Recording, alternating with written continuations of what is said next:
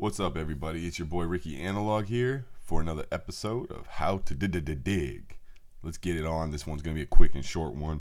As always, guys, let's get the formalities out the way. This is only for informational and educational purposes. It's not a solicitation to trade.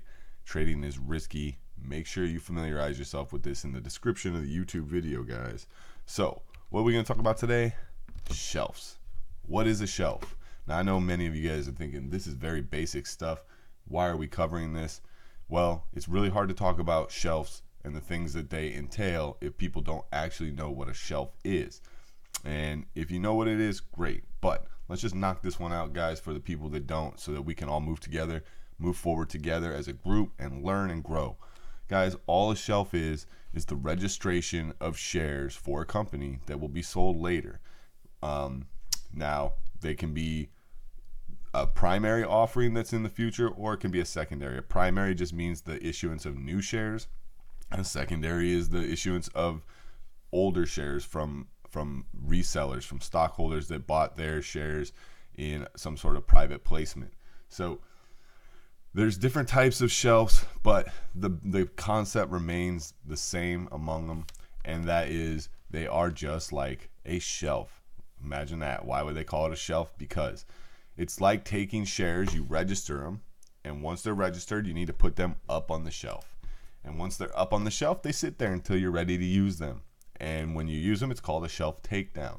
So just imagine putting some shares up here and having those for later offerings, okay?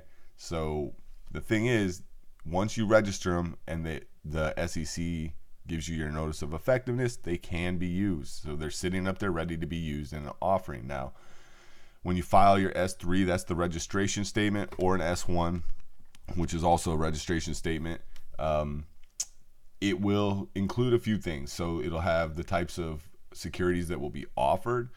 Usually has a brief summary of what the business does, how they plan on using the money, and how they plan on distributing the shares, whether it's going to be at the market, through a registered direct offering, yada, yada, yada. Usually they'll say any of those, right? So most S3s are for a mixed shelf, actually S1s as well. Most of the primary offerings that people register are mixed shelves, and which that means they can be used to offer different types of securities, whether it's common, warrants, convertible debt.